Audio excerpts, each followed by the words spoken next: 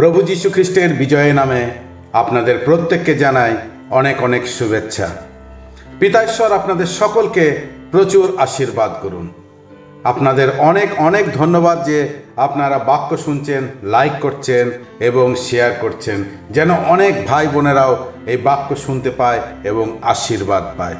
পিতা ঈশ্বর আপনাদের প্রত্যেককে আশীর্বাদ করুন। আসুন আজ আমরা দানিয়েল পুস্তকের দ্বিতীয় ভাগ থেকে আলোচনা শুরু করব। দানিয়েল পুস্তকের দ্বিতীয় ভাগ থেকে। আপনি যদি প্রথম ভাগের আলোচনা শুনে না থাকেন তাহলে প্লিজ আগে সেটা শুনে নেবেন, তাহলে আপনার বুঝতে সুবিধা হবে। ওকে, আমরা দেখি যে যখন দানিয়েল, শদ্রক, মশক, অবেদনগো তারা রাজমহলে কর্মরত অবস্থায় ছিল, সে সময় রাজা নবুখাদনেছর একটা স্বপ্ন দেখেছিলেন, তাই না? রাজা নবুখাদনেছর একটা স্বপ্ন দেখেছিলেন। আসুন আমরা দেখি বাক্যে কি লেখা আছে। দানিয়েল তার 2 অধ্যায় 1 পদ, আমি বিসিবি ট্রান্সলেশনটি পড়ছি সুবিধার জন্য।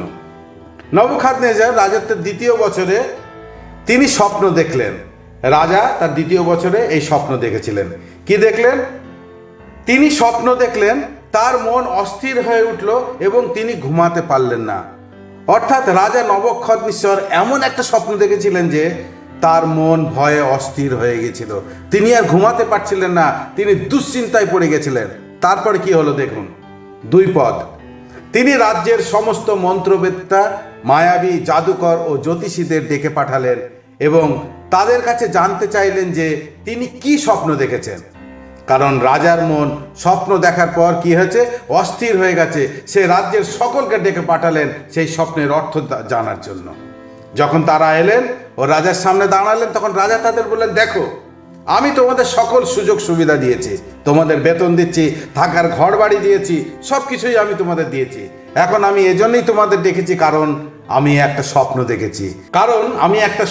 দেখেছি, যার ফলে আমার মন কি হয়েছে, অস্থির হয়ে উঠেছে, আমি খুব দুশ্চিন্তায় আছি। এখন তোমরা আমাকে সেই স্বপ্নের অর্থ বুঝিয়ে দাও। রাজার কথা শুনে সেই সকল জ্ঞানবান, মন্ত্রবেত্তা, মায়াবী, জাদুকর ও জ্যোতিষেরা কি বললেন জানেন? দেখুন লেখা আছে 4 পদ, দানিয়েল 2 অধ্যায় 4 পদ। জ্যোতিষীগণ রাজাকে অরামীয় ভাষায় উত্তর দিলেন, মহারাজ দীর্ঘজীবী হন, মহারাজ দীর্ঘজীবী হন। আপনার দাসদের বলুন আপনার কি স্বপ্ন দেখেছেন, আপনার দাসদের বলুন আপনি কি স্বপ্ন দেখেছেন, আমরা তার মানে ব্যাখ্যা করব। রাজা তখন সেই জ্ঞানবান লোকদের কি বললেন জানেন? না না না না না না, সেটা হবে না। স্বপ্নও তোমরা বলবে আর মানেও তোমরা বলবে, আমি কিছুই বলবো না। সেই জ্ঞানবান লোকেরা দেখলো এ তো ভারী মুশকিল, এটা কি করে সম্ভব। তারা আবার রাজাকে বলল, রাজা মশাই আপনি স্বপ্নটি বলুন, আমরা মানে বলে দিচ্ছি। তখন রাজা আবার তাদের বললেন, যা পরবর্তী অংশে লেখা আছে দানিয়েল 2 অধ্যায় 5 আর 6 পদ। কি লেখা আছে দেখুন, আমি দৃঢ়ভাবে স্থির করেছি যে, রাজা বলছেন, আমি দৃঢ়ভাবে স্থির করেছি যে যদি তোমরা আমার স্বপ্ন ও তার মানে বলতে না পারো, তবে তোমাদের কেটে টুকরো টুকরো করে ফেলা হবে এবং তোমাদের ঘরবাড়ি কি হবে, ধ্বংসস্তূপে পরিণত করা হবে। কিন্তু যদি তোমরা আমার স্বপ্ন ও তার মানে বলতে পারো, তবে তোমরা অনেক অনেক উপহার, পুরস্কার ও মহা সম্মান পাবে। তাই তোমরা আমার স্বপ্নটি ও তার মানে বলো। তোমরা আমার স্বপ্নটি বলতে পারলে তার মানেটাও বলতে পারবে। এখন যদি আমি তোমাদের স্বপ্ন বলে দিই, তাহলে তোমরা তার যে মানেটা আমাকে বলবে সেটা ঠিক না ভুল সেটা আমি বুঝবো কিভাবে। তাই তোমরা মানেও বলবে ও স্বপ্নও বলবে। যদি তোমরা স্বপ্ন বলতে পারো, তার যে মানে বলবে তাহলে সেটা ঠিক, আর যদি স্বপ্ন বলতে না পারো, তার মানে তার যে মানে বলবে সেটা ঠিক নয়, তোমরা ভুল বলছো। এবার সেই জ্ঞানবান লোকদের অবস্থা খুব খারাপ। তখন তারা রাজাকে কি বললেন জানেন? লেখা আছে 10 এবং 11 পদে। জ্যোতিষীরা রাজাকে উত্তর দিলেন, মহারাজ আপনি যা জানতে চাইছেন তা বলবার মতো লোক সারা পৃথিবীতে পাওয়া যাবে না, তা বলবার মতন লোক সারা পৃথিবীতে পাওয়া যাবে না। আজ পর্যন্ত কোনো রাজা যত মহান ও ক্ষমতাশালী হন না কেন, এরকম কথা মন্ত্রবেত্তা, মায়াবী বা জ্যোতিষীদের কাছে জানতে চাননি। মহারাজ যে কথা আপনি জানতে চাইছেন তা খুব কঠিন। দেবতারা ব্যতি রেখে আর কেউই রাজার কাছে এই কথা প্রকাশ করতে পারবে না, এবং দেবতারা মানুষের মধ্যে বাস করে না। ব্যাস, এই কথা শুনে তো রাজা ক্রোধে লাল, রাজা রেগে লাল। রাজা কি বলছেন এটি শুনে রাজা এতটাই ক্রুদ্ধ ক্ষিপ্ত হয়ে উঠলেন যে তিনি ব্যাবিলনের সব জ্ঞানীদের হত্যা করার আদেশ দিলেন। সবাইকে হত্যা করার আদেশ দিলেন, যত ব্যাবিলনে জ্ঞানীবান লোক আছে সবাইকে হত্যা করো। তখন রাজার প্রধান সেনাপতি অরিয়ক ব্যাস বার হয়ে গেল রাজার আদেশ অনুযায়ী কাজ করার জন্য। এখন এই বাবিল দেশে এই চারজন অর্থাৎ দানিয়েল, শদ্রক, মশাক, অবেদনগো আছে, তারাও সেই জ্ঞানবানদের মধ্যে আছে, অর্থাৎ তাদেরকেও হত্যা করা হবে। যাই হোক, এই আজ্ঞা শুনে এরা কি করেছিল জানেন? এই চারজন 2 অধ্যায় 17 এবং 18 পদ দেখুন কি লেখা আছে। দানিয়েল তখন বাড়ি ফিরে এলেন ও তার বন্ধু হনানীয়, মিশায়েল ও অসরীয়কে সব কথা ব্যাখ্যা করলেন। এই হনানীয়, মিশায়েল ও অসরীয় এটাই হচ্ছে শদ্রক, মশাক, অবেদনগো, অর্থাৎ এদের হিব্রু নাম ছিল হনানীয়, মিশায়েল ও অসরীয়, এবং এই বাবিল আসার পর তাদের নাম রাখা হয়েছিল শদ্রক, মশাক, অবেদনগো।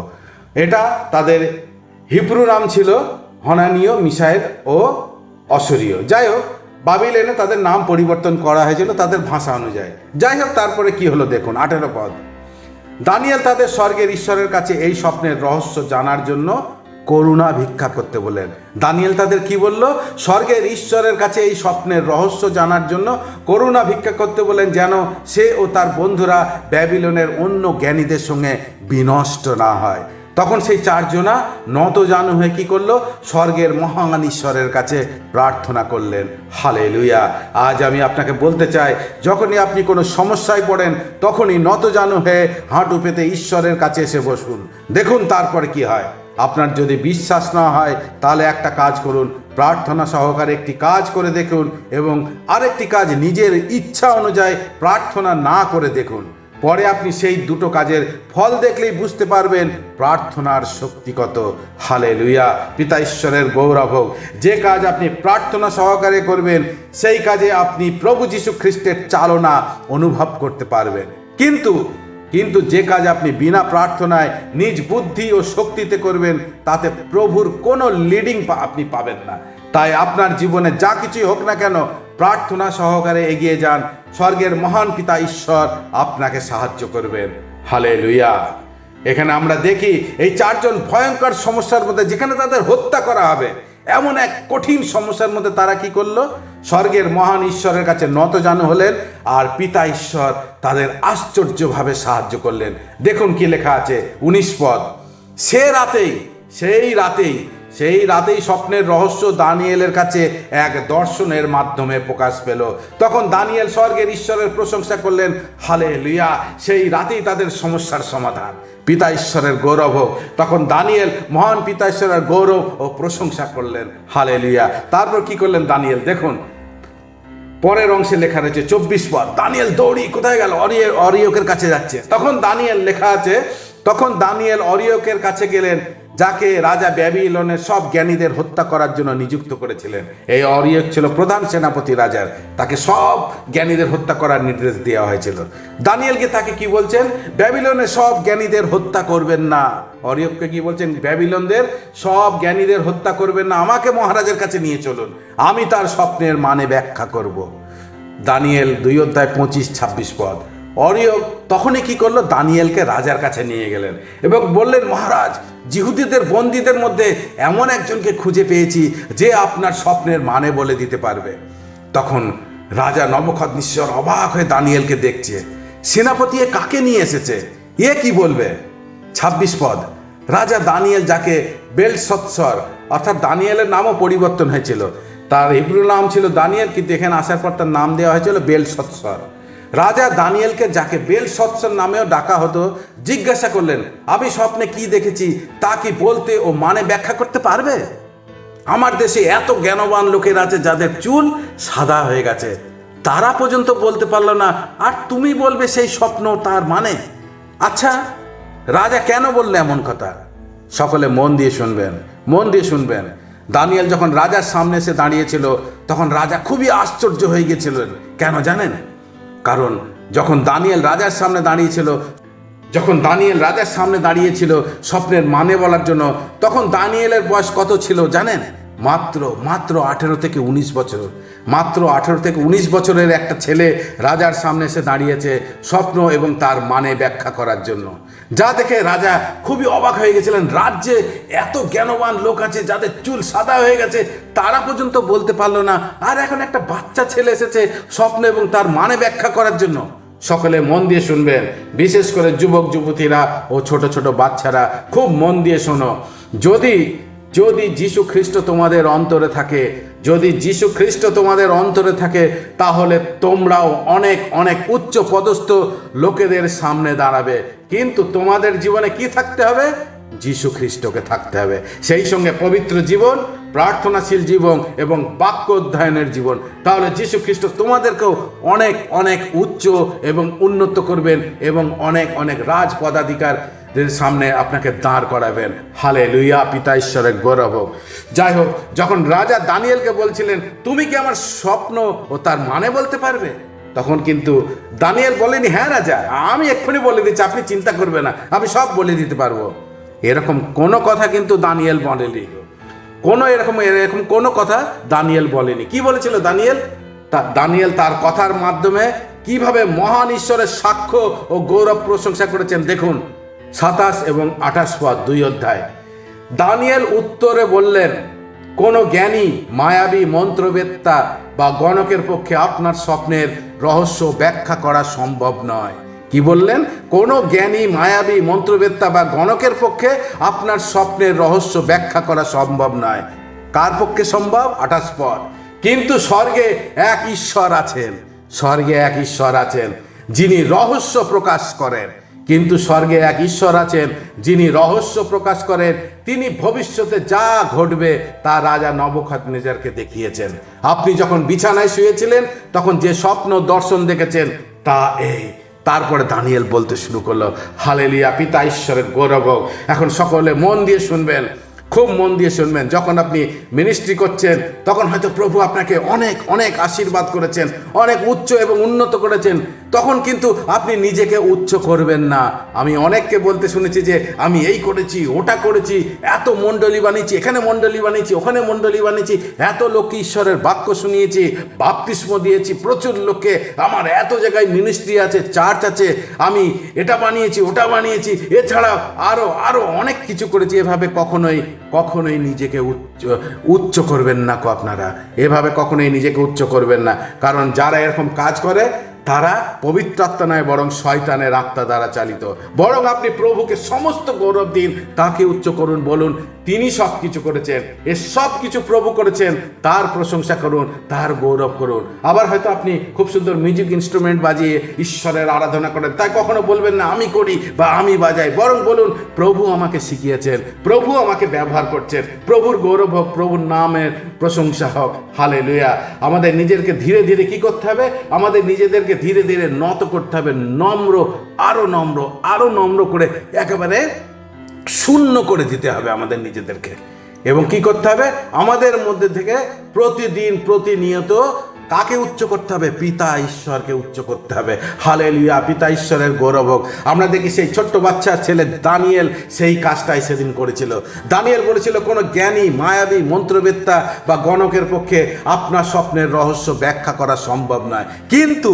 কিন্তু স্বর্গে এক ঈশ্বর আছেন, স্বর্গে এক মহান ঈশ্বর আছেন যিনি রহস্য প্রকাশ করেন। এরপরে দেখি দানিয়েল রাজাকে সেই স্বপ্নের বিষয়ে বিস্তারিত বলতে শুরু করলেন। দেখুন কি বললেন। দানিয়েল 2 অধ্যায় 31 পদ থেকে 35 পদে সেই বিষয়ে লেখা আছে। মহারাজ, আপনি দেখলেন যে আপনার সামনে একটি প্রকাণ্ড মূর্তি, বৃহৎ, অতিশয় তেজ বিশিষ্ট ও দেখতে ভয়ঙ্কর। দানিয়েল এবার রাজা যে স্বপ্ন দেখেছিল সেই স্বপ্ন বলতে শুরু করেছে। মহারাজ, আপনি দেখলেন যে আপনার সামনে একটি প্রকাণ্ড মূর্তি, বৃহৎ, অতিশয় তেজ বিশিষ্ট ও দেখতে ভয়ঙ্কর। মূর্তিটির মাথা ছিল বিশুদ্ধ সোনার, বুক ও বাহু রূপোর, পেট ও উরু পিতলের, পা দুটি লোহার আর পায়ের পাতা লোহা ও মাটি দিয়ে তৈরি ছিল। আপনি যখন মূর্তিটির দিকে তাকিয়েছিলেন তখন একটি বিরাট পাথর খণ্ড কাটা হলো, কিন্তু মানুষের হাত দিয়ে নয়, যা মূর্তিটির লোহা ও মাটি দিয়ে গঠিত পায়ের পাতায় আঘাত করে কি করলো? চূর্ণ করে দিল। একটা পাথরখণ্ড সেই মূর্তিটির পায়ের পাতায় আঘাত করে সেটাকে চূর্ণ করে দিল। ফলে কি হলো? এরপরে লোহা, মাটি, পিতল, রূপো, সোনা সব কিছুই চূর্ণ বিচূর্ণ হলো ও গ্রীষ্মকালে খামারে তুষের মতো গুঁড়ো হলো। বাতাস সেগুলি সব উড়িয়ে নিয়ে গেল, কিছুই পড়ে রইল না।